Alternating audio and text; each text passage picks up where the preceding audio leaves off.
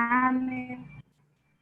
चलो तो આપણે ક્યાંથી આજે આજનો આપણે શું નવું ચેપ્ટર સ્ટાર્ટ કરવાનું છે તત્વોનું આવર્તી વર્ગીકરણ બરાબર આ ચેપ્ટરમાં શું हाँ છે તો કે આપણે જે પિરિયોડિક ટેબલ એટલે કે આવર્ત કોષ્ટક છે એ કેવી રીતે બન્યું એની ઉપર કેટલા કેટલા વૈજ્ઞાનિકોએ કામ કર્યું છે બધા વૈજ્ઞાનિકોએ અલગ અલગ રીતે આવર્ત કોષ્ટક બનાવ્યું હતું પછી આપણે કેમ કે અલગ અલગ ડિઝાઇન હોય આ એક ડિઝાઇન ના ગમી તો નવી ડિઝાઇન આ ના ગમે તો નવી ડિઝાઇન એવી રીતે 4-5 અલગ અલગ આવર્ત કોષ્ટકના નમૂના બન્યા પછી એમાંથી જે આપણે ફાઇનલી આવ્યું ને એ આપણે અત્યારે જે આવર્ત કોષ્ટક વાપરીએ છીએ તે બરાબર તત્વનું આવર્તીય વર્ગીકરણ ચેપ્ટર નંબર 5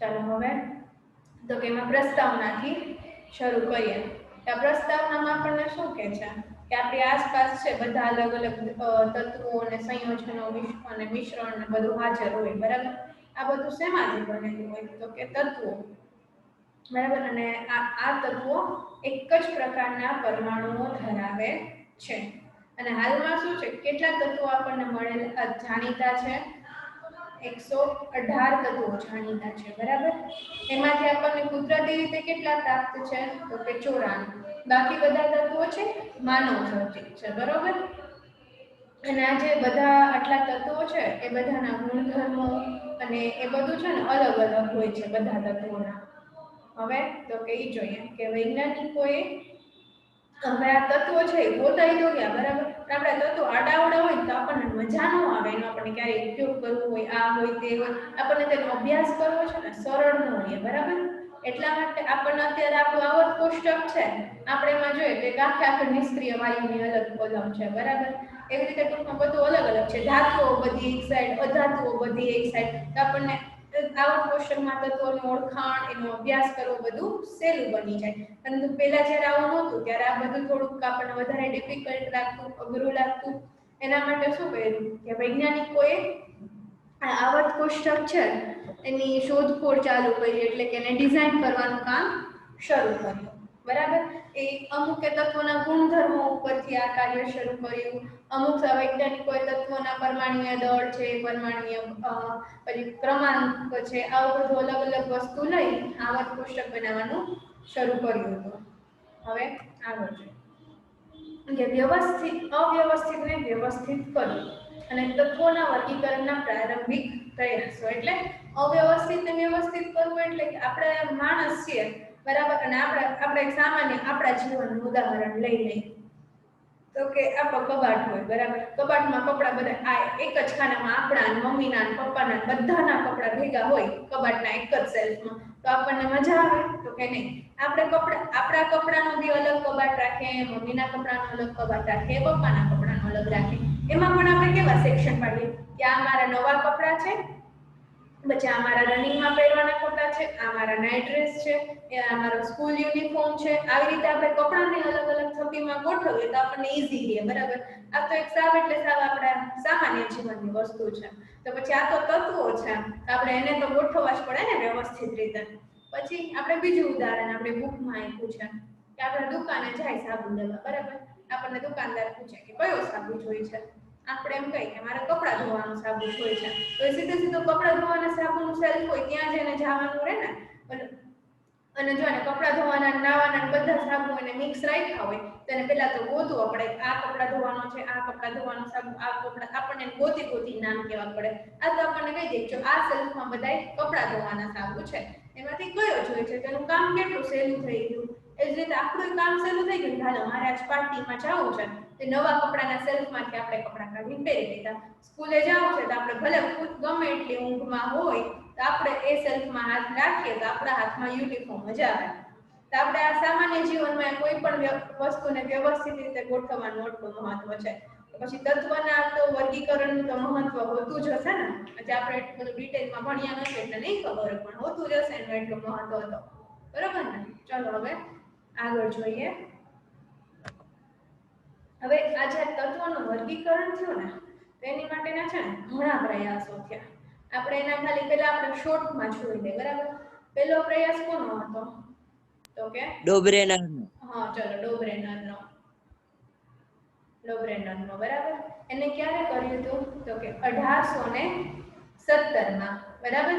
અને એને કઈ રીતે કર્યું હતું તો કે ત્રિપુટી, જે ડોબ્રેનરે છે તત્વોના પરમાણુય ભાર પરથી એની ત્રિપુટી બનાવી હતી, 3 તત્વોની પરમાણુય ભારના આધારે, બરાબર. અને આ જે ત્રિપુટી બનાવી હતી ને, એ ત્રિપુટીમાં શું હતું કે ત્રિપુટી એટલે કે 3 તત્વ, એનું પહેલું તત્વ અને ત્રીજું તત્વ, બરાબર. આ બે તત્વ છે ને એનું સરેરાશ પરમાણુય દળ છે ને એ વચ્ચેનું એટલે કે બીજા તત્વના પરમાણુય દળ જેટલું થાય. એના પછી કોણ આવ્યા તો કે ન્યુલેન્ડભાઈ, બરાબર. એને શું આપ્યું હતું એ ક્યારે એને આપ્યું હતું 1866 માં. એને શું આપ્યું અષ્ટકનો નિયમ.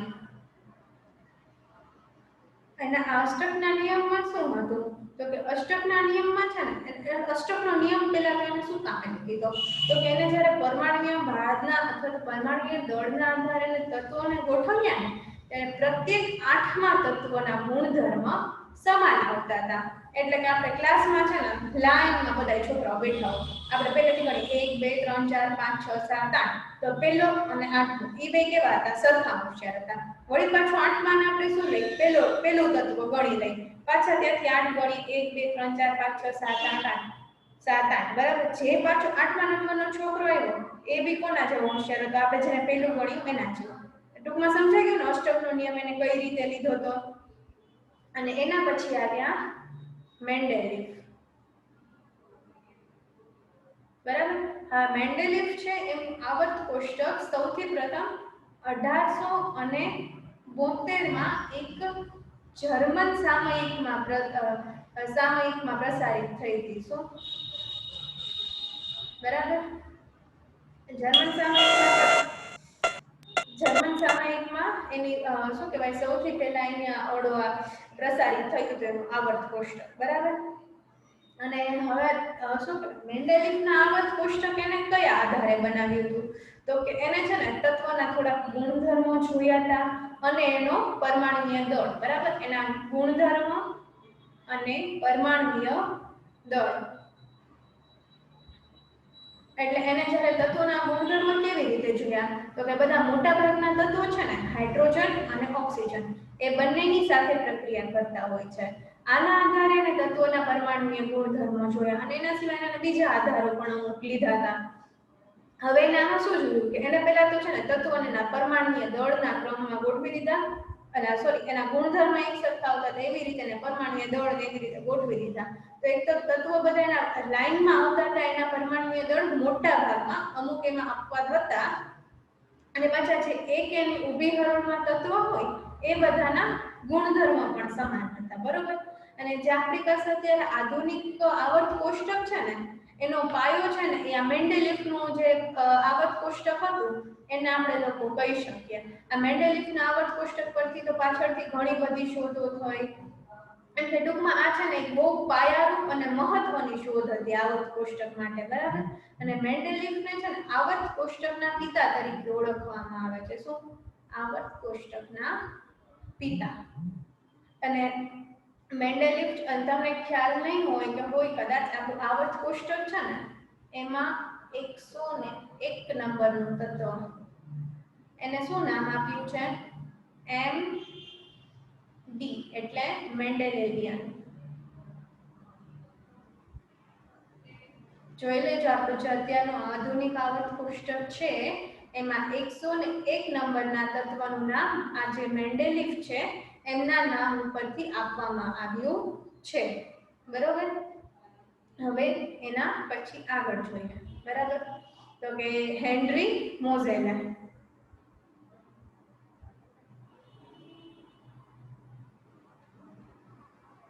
હેનરી મોઝેલે શું આપ્યું છે 1913 માં આધુનિક આવર્ત કોષ્ટક. આધુનિક આવર્ત કોષ્ટકનો પાયો શું હતો તો કે આધુનિક આવર્ત કોષ્ટક છે એ પરમાણુય દળ નહીં પરંતુ પરમાણુય ક્રમાંકના આધારે છે. તેના આધારે આપણે લોકો અત્યારે જે પરમાણુય ક્રમાંક છે એના આધારે આધુનિક આવર્ત કોષ્ટકની રચના થઈ છે. તો સારું, તો તમને ટૂંકમાં અત્યારે ખબર પડી ગઈ કે આપણે આ ચેપ્ટરમાં આગળ શું ભણવાનું છે, બરોબર. પહેલા કોણ આવ્યું હતું? ડોબ્રેનર. એમને શું આપ્યું? ત્રિપુટી આપી, બરાબર. એમને ડોબ્રેનરની લગભગ ત્રણ જેટલી ત્રિપુટી ડોબ્રેનર બનાવી શક્યા હતા.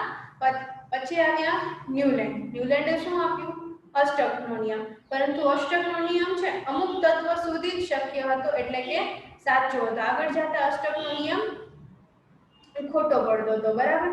પછી હેનરી મોઝેલે એને શું આપ્યું? તો આધુનિક આવર્ત કોષ્ટક આપ્યું. અને આ આધુનિક આવર્ત કોષ્ટકનો આધાર શું હતો? પરમાણુય ક્રમાંક. મેન્ડેલિફના આવર્ત કોષ્ટકનો આધાર શું હતો? તો કે પરમાણુના ગુણધર્મ અને એનું પરમાણુય દળ. ન્યુલેન્ડના આવર્ત કોષ્ટકનો તો કે એનું પણ પરમાણુય દળ. અને ડોબ્રેનરની ત્રિપુટી તો કે એ પણ પરમાણુય દળ અથવા તો પરમાણુય ભાર, બરાબર. આપણે આગળ જોઈએ. આટલું સમજાઈ ગયું? ખ્યાલ આવી ગયો ને? હવે આગળ, ઓકે. આગળ શું છે? તો કે ડોબ્રેનરની ત્રિપુટી. ચલો હવે આપણે આ બધા એક એક આપણે જે જોયા એને હવે આપણે ડિટેલમાં જોઈએ, બરાબર. હવે ડોબ્રેનરે શું કર્યું હતું કે ડોબ્રેનરે ગુણધર્મનો તો આધાર લીધો હતો એના આવર્ત કોષ્ટક માટે ગુણધર્મનો. એને શું સમાન ગુણધર્મ ધરાવતા તત્વોને એક એક ત્રિપુટીમાં રાખ્યા, બરાબર.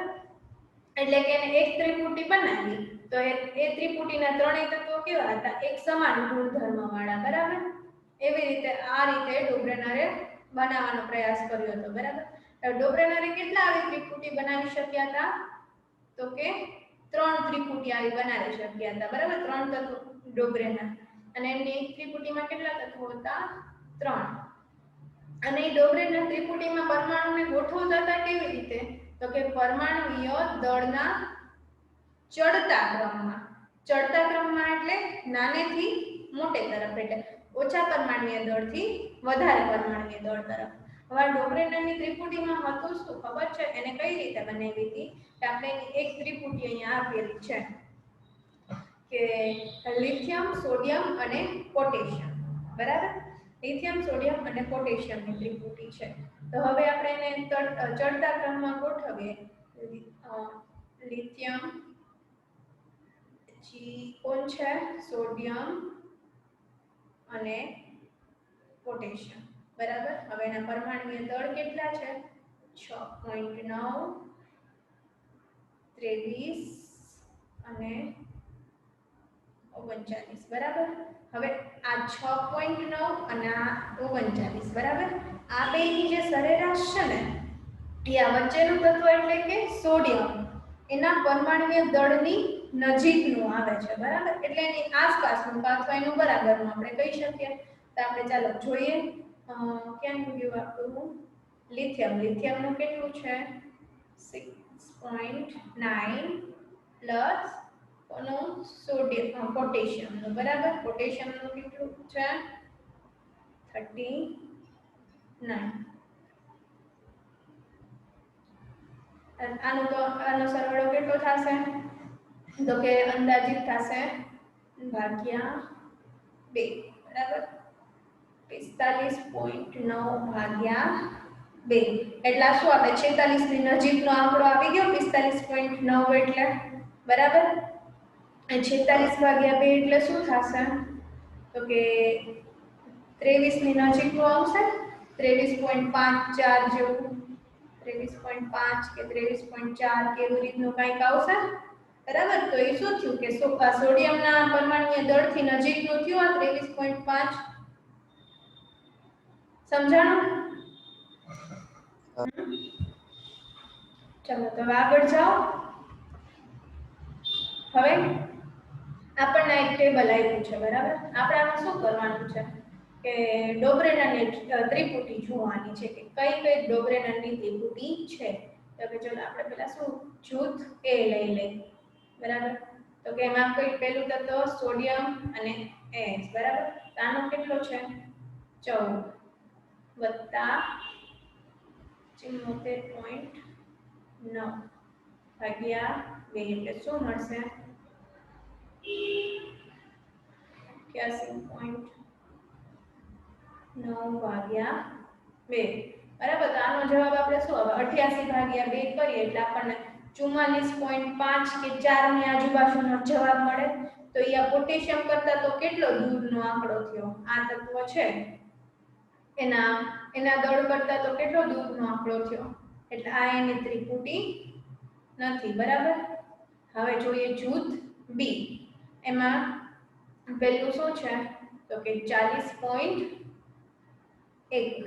બીજું તો કે 137.3 137.3 ભાગ્યા 2 બરાબર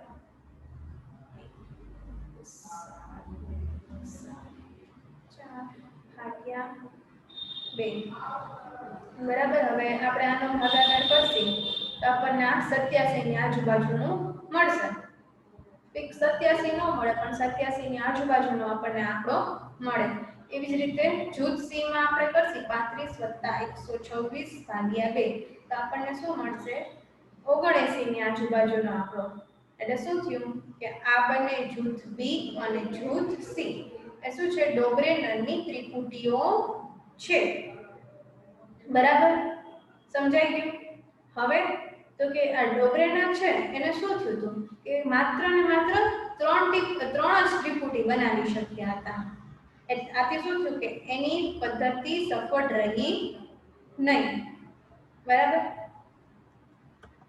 હવે આપણે ડોગ્રેનરે પ્રયત્ન કર્યા એ પછીથી શું થયું કે બીજા ઘણા બધા વૈજ્ઞાનિકો છે આ તરફ કાર્ય કરવા માટે આવડા શું કહેવાય કે આવર્ત કોષ્ટકના નિર્માણ માટે કાર્ય કરવા લાગ્યા એના પછી કોણ આવ્યા તો કે અંગ્રેજી વૈજ્ઞાનિક જ્હોન ન્યુલેન્ડ ક્યારે તો કે 1866 માં એમને પણ શું કર્યું હતું કે પરમાણુય દળના ચડતા ક્રમમાં ગોઠવ્યા હતા એટલે કે નાનાથી મોટા તત્વોના ક્રમમાં ગોઠવ્યા હતા બરાબર અને આ શું કહે ન્યુલેન્ડે શું કર્યું હતું કે હાઇડ્રોજન થી શરૂ કરી અને 56 એટલે કે થોરિયમ સુધી એને આનું આવર્ત કોષ્ટક બનાવ્યું હતું બરાબર અને આ આવર્ત કોષ્ટકમાં શું હતું મેં તમને કીધું કે પ્રત્યેક આઠમા તત્વના ગુણધર્મો સરખા હતા હવે આ વસ્તુ હું તમને સમજાવું પ્રત્યેક આઠમા તત્વના ગુણધર્મો સરખા એટલે જો 1 2 3 4 5 6 7 8 1 3 4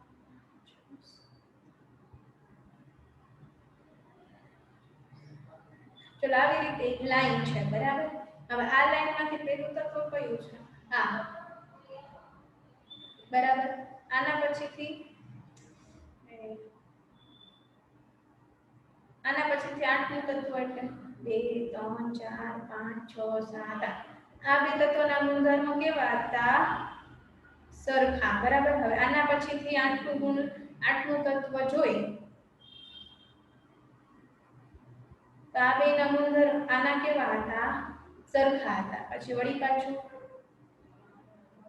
આ જોઈએ બરાબર તો આ ત્રણેય તત્વોના કેવા હતા ગુણધર્મ સરખા હતા એવી રીતે આ તત્વ પછી એના ગુણધર્મ કોની સાથે સરખા આની હારે આના ગુણધર્મ કોની સાથે સરખા આ તત્વ સાથે આના ગુણધર્મ કોની સાથે સરખા આ તત્વ સાથે બરાબર તો શું કર્યું આ તત્વ હતું છે એને ક્યાં લઈ લીધું આ તત્વને આની નીચે લઈ લીધું આને આની નીચે લઈ લીધું બરાબર પછી આ તત્વ હતું એને આની નીચે લઈ લીધું આ તત્વને આની નીચે લઈ લીધું ટૂંકમાં આ ન્યુલેન્ડે છે આવી રીતે તત્વના આવર્ત કોષ્ટકની રચના કરી હતી સમજાણું હવે આપણે આમાં જોઈએ બરાબર કે આ હાઇડ્રોજન છે બરાબર એના પછીનું આઠમું તત્વ એટલે કે આ 1 2 3 4 5 6 7 8 એટલે કોના હાઇડ્રોજન અને ફ્લોરિનના ગુણધર્મો કેવા થયા સરખા થયા બરાબર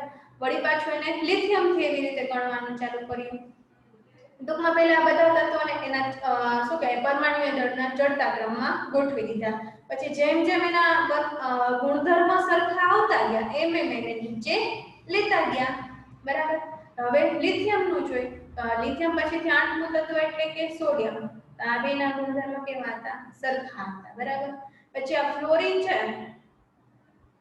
બરાબર ફ્લોરિન પછીનું આઠમું તત્વ કોણ તો કે ક્લોરિન તો એ બંનેના ગુણધર્મો કેવા હતા? સરખા હતા. આવી રીતે એમને આવર્ત કોષ્ટક બનાવ્યું. પણ એના આવર્ત કોષ્ટકમાં થયું શું કે આ કેલ્શિયમ છે ને ત્યાં સુધી એનું આવર્ત કોષ્ટક સાચું પડતું હતું. બરાબર કે દરેક 8મા તત્વના ગુણધર્મ એકબીજાને મળતા હતા. પણ ખબર નહીં કેલ્શિયમ પછીથી એનો આ નિયમ છે ને લાગુ નહોતો પડતો.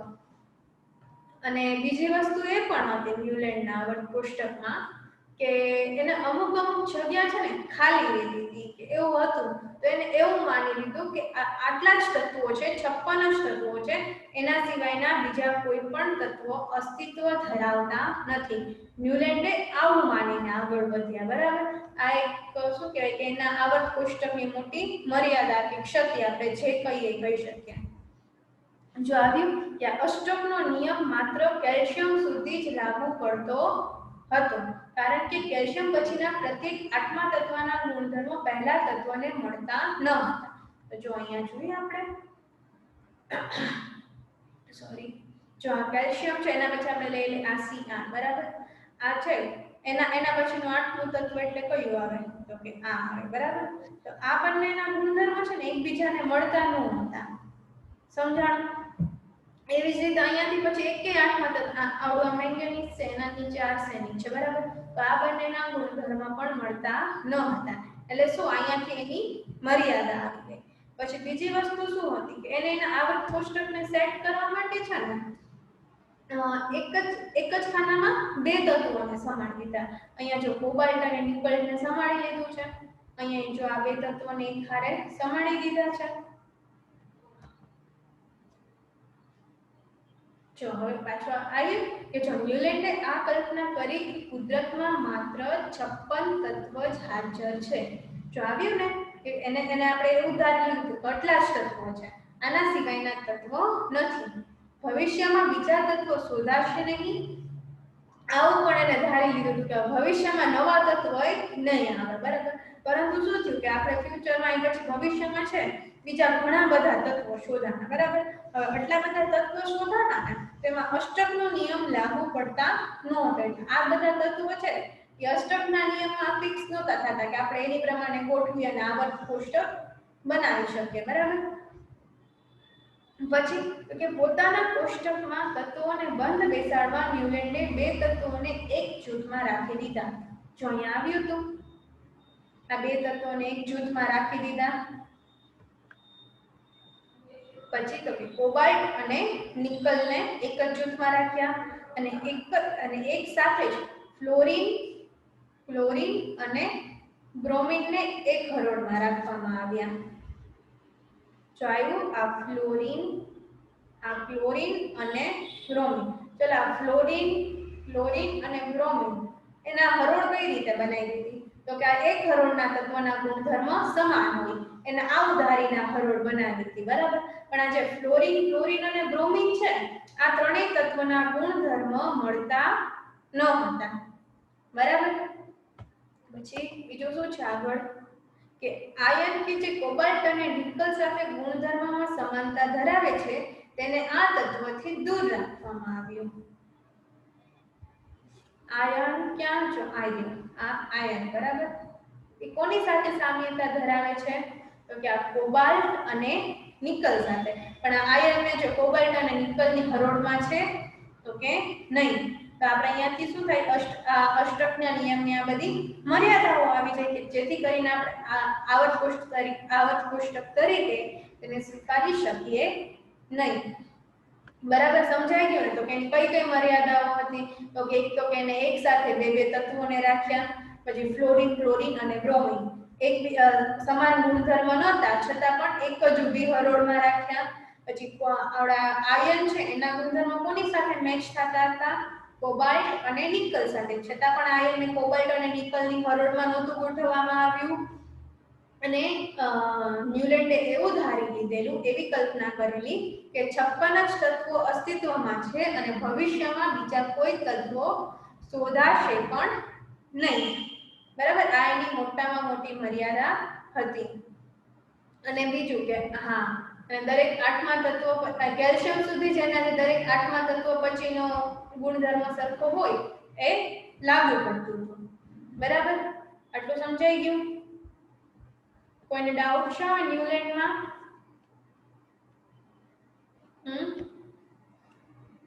હેલો ના મેમ. ચલો તો આગળ વધુ. બરાબર ને?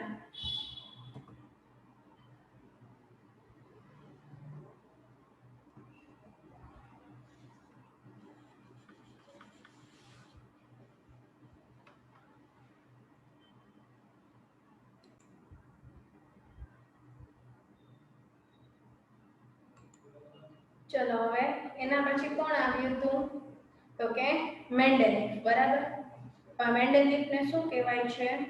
તો કે આવર્ત કોષ્ટકના પિતા. બરાબર. ત્યાં લખી નાખું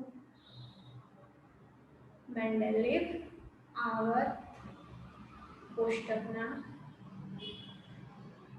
પિતા. બરાબર. હવે જો તમને હજી એક વાત કહું, મેન્ડેલિફ છે એને આવર્ત કોષ્ટકની શોધ કરી. તમને ખ્યાલ હશે કે આપણે વિજ્ઞાનની બાબતમાં જ્યારે કોઈ શોધખોળ કરે ને ત્યારે એને નોબેલ પ્રાઇઝ આપવામાં આવે. ખબર છે ને? તો પરંતુ છે ને મેન્ડેલિફને નોબેલ પ્રાઇઝ આપવામાં નહોતી આવી. તો એની માટે એને શું આપ્યું? મેન્ડેલિફને કયો પુરસ્કાર મળ્યો? તો કે 101 નંબરનું તત્વ. કયું? મેન્ડેલિયમ. બરાબર. હવે મેન્ડેલિફના આવર્ત કોષ્ટકનો આધાર શું હતો? તો કે તત્વોના ગુણધર્મ, પરમાણુય દળ અને એના રાસાયણિક ગુણધર્મ. બરાબર. અને જ્યારે મેન્ડેલિફે એનું આવર્ત કોષ્ટક બનાવવાની શરૂઆત કરી ને ત્યારે કેટલા તત્વો જાણીતા હતા? 63 તત્વો જાણીતા હતા. બરાબર. સમજાઈ ગયું? અને મેન્ડેલિફનું આખું નામ શું હતું? તો કે દમિત્રી ઇવાનોવિચ મેન્ડેલિફ. અને એનું આવર્ત કોષ્ટક ક્યારે સૌપ્રથમ પ્રસારિત થયું હતું? તો કે 1872 જર્મન સામયિકમાં. બરાબર. હવે આપણે આગળ જોઈએ આનું આવર્ત કોષ્ટકના નિયમો અને કઈ રીતે બનાવ્યું હતું એ બધું.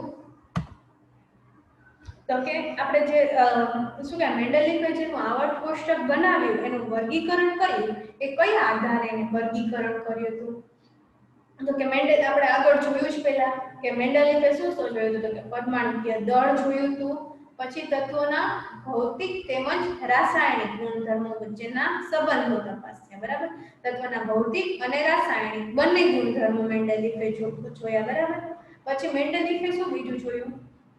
કે કોઈ પણ તત્વ છે એ ઓક્સિજન અને હાઇડ્રોજન આ બંને સાથે કેવી રીતે પ્રક્રિયા કરે ને આના આધારે પછી એના ઉપર એને ધ્યાન કેન્દ્રિત કર્યું. શું કામ હતું કે એને ઓક્સિજન અને હાઇડ્રોજન જ પસંદ કર્યા? કેમ કે ઓક્સિજન અને હાઇડ્રોજન આ બંને વાયુઓ અથવા તો આ બંને તત્વ છે એ અતિ સક્રિય તત્વો છે અને તે કોઈ પણની સાથે ઝડપથી પ્રક્રિયા કરી સંયોજન બનાવે છે અને તે આપણને આસાનીથી ઉપલબ્ધ રહે છે. બરાબર. જો તો હવે આપણે અહીંયા જોઈએ રાસાયણિક ગુણધર્મની વચ્ચે મેન્ડેલિફે તત્વોના ઓક્સિજન અને હાઇડ્રોજન સાથે બનતા સંયોજનો પર ધ્યાન કેન્દ્રિત કર્યું. તેમણે ઓક્સિજન અને હાઇડ્રોજન એટલા માટે પસંદ કર્યા કેમ કે તે શું છે? અતિ સક્રિય છે, એકદમ સક્રિય તત્વો છે. બરાબર.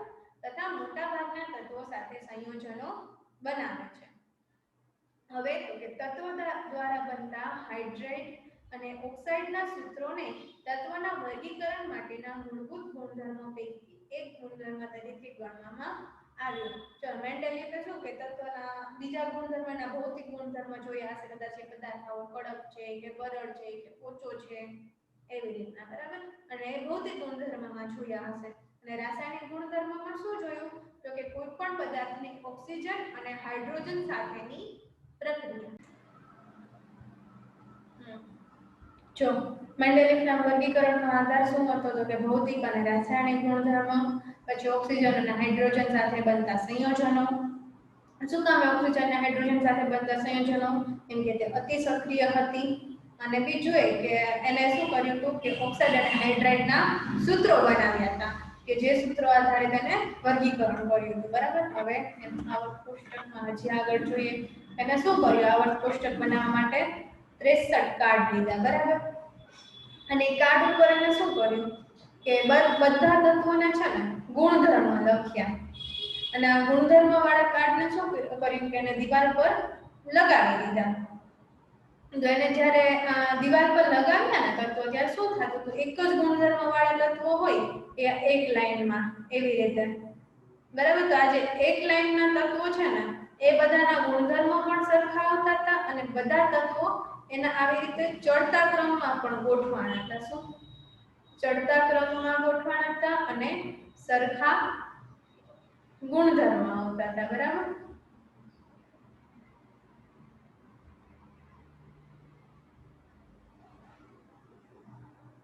હવે જોઈએ તેમને અવલોકન કર્યું કે મોટાભાગના તત્વોને આવર્ત કોષ્ટકમાં સ્થાન મળી ગયું હતું તથા પોતાના પરમાણુય દળના ચડતા ક્રમમાં તે તત્વો ગોઠવાઈ ગયા હતા બરાબર અને તે પણ અવલોકન કરવામાં આવ્યું કે સમાન ભૌતિક અને રાસાયણિક ગુણધર્મ ધરાવતા જુદા જુદા તત્વો નિશ્ચિત એક વિરામ પછી ફરીથી આવે છે આના આધારે મેન્ડેલિફે આવર્ત નિયમ બનાવ્યો બરાબર એટલે એનો આવર્ત નિયમ શું હતો કે તત્વોના ગુણધર્મો તેના પરમાણુય દળના આવર્તનીય વિધેય છે એટલામાં કહેવાનો મતલબ શું છે કે આપણે કેમ અષ્ટકના નિયમમાં 8 તત્વો પછી એના ગુણધર્મ સમાન આવતા હતા એવી જ રીતે આમાં છે ને એક નિશ્ચિત ક્રમ પછી એ તત્વના ગુણધર્મ પાછા સમાન આવતા હતા એટલે એને શું કીધું છે એનો આવર્તનીય વિધેય કીધું છે એટલે વિધેય એટલે કે એનો શું કહેવાય કે એના તત્વો રિપીટ થવાનો એક ગુણધર્મ કહી શકીએ કે એવું કંઈ એવી રીતના એમ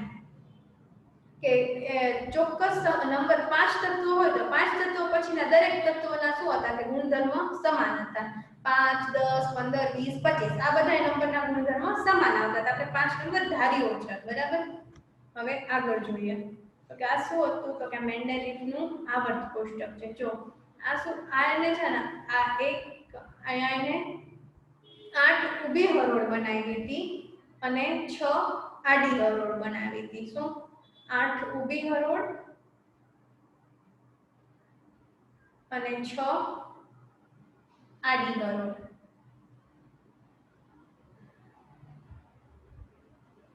હવે આ જે ઊભી હરોળ છે એને શું કીધું તું તો કે સમૂહ અને આ આડી હરોળ છે એને શું કીધું તું તો કે આવર્ત બરાબર ને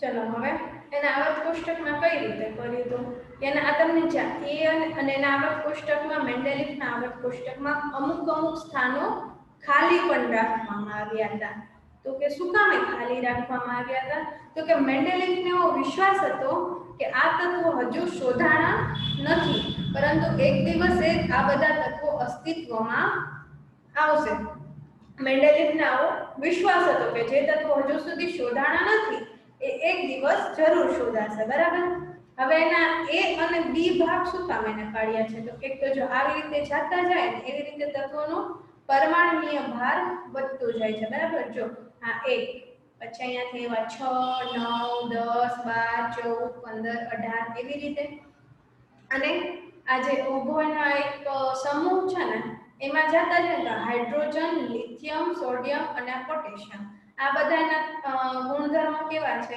સમાન પણ તમને એમ થતું હશે કે એને એ અને બી શું કામ એને રાખ્યા છે તો કે આ જે એના વચ્ચે આ સીયુ છે ને કોપર એના ગુણધર્મ નથી તો આ તત્વો સાથે મેચ થતા કે નહીં તો આ તત્વો સાથે મેચ થતા ટૂંકમાં આની નજીકના છે પણ સેમ એના જેવા નથી એટલા માટે આ બી વિભાગ રાખવામાં આવ્યો છે કે આ જો પાછા બી વિભાગના જેટલા તત્વો છે ને એ બધા તત્વોના ગુણધર્મ સમાન છે જો આ CU AG AE આ ત્રણેયના ગુણધર્મ કેવા છે સમાન છે અને આ બધાના ગુણધર્મ કેવા છે સમાન છે આ A અને B આ બંને વિભાગના કેવા ગુણધર્મ આમ અલગ છે પણ આ આખા A વિભાગના બધા તત્વોના ગુણધર્મ સમાન છે અને એવું નથી કે સાવ અલગ પડે એવું નથી એના આ ઓક્સાઇડ અને હાઇડ્રોક્સાઇડ એ પાછા બંને તત્વો કેવા આપે છે સરખા આપે છે A અને B બંને સમૂહના જે ઊભી હરોળ છે એ અને બી એ બંનેના તત્વો એના હાઇડ્રોક્સાઇડ અને ઓક્સાઇડ સરખા આપે છે, એટલે કે એના થોડા ગુણધર્મ એના જેવા છે અને થોડા ગુણધર્મ એનાથી અલગ છે. એવી જ રીતે આમાં આપણે જોઈએ બીજા સમૂહમાં, તો કે અહીંયા જો આ beryllium, magnesium, calcium, zinc, cadmium છે, આ બધા મર્ક્યુરી, બરાબર. તો ઝિંક, કેડમિયમ અને મર્ક્યુરી આ ત્રણેયના ગુણધર્મો કેવા છે? એકદમ સરખા. અને આ બધા આ પાંચે પાંચ તત્વોના ગુણધર્મો કેવા છે? એકદમ સરખા. એ બંનેના હાઇડ્રોક્સાઇડ અને ઓક્સાઇડ કેવા છે? તો કે સરખા છે. પરંતુ એ અને બી એ બંને તત્વો એ બંને વિભાગના તત્વો એકદમ સરખા ગુણધર્મો નથી ધરાવતા. જ્યારે આ એ સમૂહ છે એના બધા તત્વો એકદમ સરખા ગુણધર્મ ધરાવે છે, બરોબર. એવી જ રીતે આના બધામાંથી અને જે અમુક અમુક જગ્યાએના ખાલી સ્થાનો છે એ જગ્યાએ શું કહે મેન્ડેલિફને એવો વિશ્વાસ હતો કે હજી અહીંયા તત્વો શોધાશે, આ બધા જે સ્થાન છે ને આ બધા ભરાઈ જશે.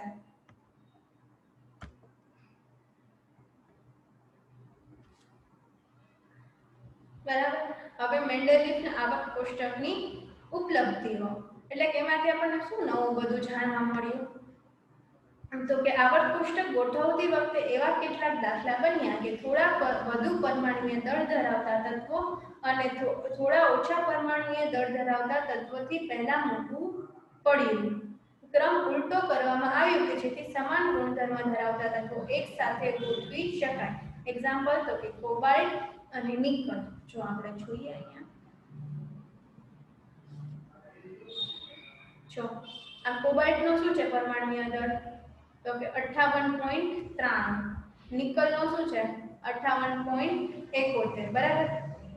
હવે આ બેના પરમાણુય દળમાં કેટલો માઇનોર જ ચેન્જીસ છે, બહુ વધારે ચેન્જીસ નથી, પણ તોય આ કેવું છે? વધારે છે અને આ કેવું છે? ઓછું છે. એટલા માટે એને આગળ પાછળ મૂકવા પડ્યા. જો એને આગળ પાછળ ના મૂકે તો શું થાય? તો કે જ્યાં એનો ગુણધર્મ હતો કે એક ઊભી હરોળમાં રહેલા બધા તત્વોના ગુણધર્મ સમાન હોય, આ નિયમનું પાલન થાય નહીં. એટલા માટે એ નિયમનું પાલન કરવા માટે આ બંને તત્વોને અપવાદ સ્વરૂપે આગળ પાછળ રાખ્યા, બરોબર. હવે તો કે મેન્ડેલિફને પોતાના આવર્ત કોષ્ટકમાં કેટલાક સ્થાન ખાલી છોડવા પડ્યા. આ ખાલી સ્થાનને મર્યાદાના રૂપમાં જોવાના બદલે મેન્ડેલિફે નિડરતાપૂર્વક કોઈ એવા તત્વના અસ્તિત્વની આગાહી કરી કે જે તે સમયે શોધાયા ન હતા. જો મેં કહ્યું હતું ને કે મેન્ડેલિફને એવો વિશ્વાસ હતો કે જે સ્થાનો ખાલી છે તે શું થશે કે આગળ જતા નવા તત્વો શોધાશે. મેન્ડેલિફે એનું નામકરણ પણ કરી નાખ્યું. કઈ રીતે? કે આગળ સંસ્કૃત પૂર્વક લગાડીને એકા, બરાબર. કયું? તો કે સ્કેનેડિયમ, ગેલિયમ અને જર્મેનિયમના ગુણધર્મો ક્રમશઃ એકા બોરોન, એકા એલ્યુમિનિયમ અને એકા સિલિકોન જેવા. એટલે એને સ્કેનેડિયમને શું કીધું? તો કે એકા બોરોન.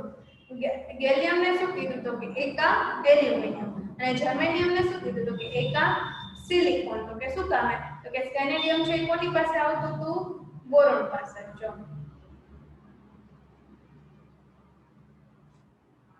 ક્યાં બોરોન આવ્યું? હા, અને બોરોન પાસે શું આવતું હશે? સ્કેનેડિયમ. સમજાણું? એટલા માટે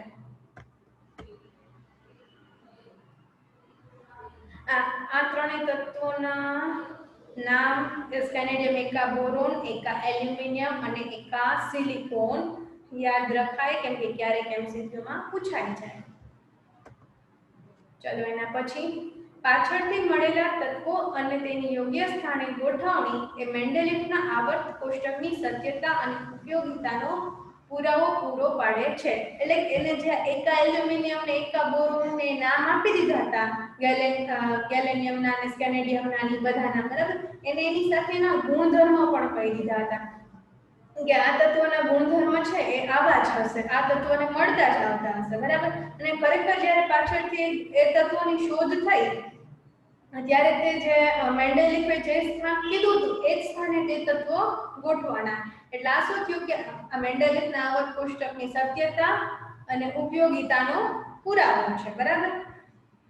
અને તેનાથી વિશેષ બીજી અસાધારણ સફળતા એ હતી કે રસાયણશાસ્ત્રીઓએ તેમના આવર્ત કોષ્ટકનો માત્ર સ્વીકાર જ ન કર્યો, પરંતુ ખ્યાલ કે જેના પર તે આધારિત હતો તેને તેમના સર્જનહાર માન્યા. એટલે કે હવે જે આપણે આવર્ત કોષ્ટક બન્યું બરાબર, એનો આધાર તો મેન્ડેલિફનું આવર્ત કોષ્ટક જ હતું. એટલા માટે એને શું માન્યા? સર્જનહાર. મેં તમને આગળ કીધું ને કે આવર્ત કોષ્ટકના પિતા તરીકે ઓળખવામાં આવે છે બરાબર. અને પછી શું કે મેન્ડેલિફે છે નિષ્ક્રિય વાયુ જેવા કે હિલિયમ, નિયોન, આર્ગોન આ બધાની શોધ છે ને ત્યારે થઈ નહોતી. કે શું કામે? આ વાયુ એક તો નિષ્ક્રિય છે અને એ ઉપરાંત કે વાતાવરણમાં તેનું પ્રમાણ છે ને ખૂબ જ ઓછું છે. એટલા માટે એની શોધ ત્યારે નહોતી થઈ. પરંતુ જ્યારે તેની શોધ થઈ ને ત્યારે એને ગોઠવવા માટે આવર્ત કોષ્ટકના બીજા કોઈ તત્વોના સ્થાનો સાથે કોઈ ફેરફાર કરવો પડ્યો ન હતો. બરાબર. તો શું છે? નિષ્ક્રિય વાયુઓ જેવા કે હિલિયમ, નિયોન અને આર્ગોન અગાઉ પણ અનેક સંદર્ભમાં ઉપયોગ થતો હતો. આ વાયુની શોધ ઘણી મોડી થઈ, કારણ કે તે નિષ્ક્રિય હતા અને વાતાવરણમાં તેનું પ્રમાણ ઓછું છે બરાબર. અને મેન્ડેલિફના આવર્ત કોષ્ટકની વિશેષતા એ પણ છે કે જ્યારે આ વાયુઓની શોધ થઈ ત્યારે અગાઉની શ્રેણી ગોઠવણીને ખલેલ પહોંચાડ્યા વગર તેને નવા સમૂહમાં રાખવામાં આવ્યા. બરાબર. આટલું સમજાઈ ગયું?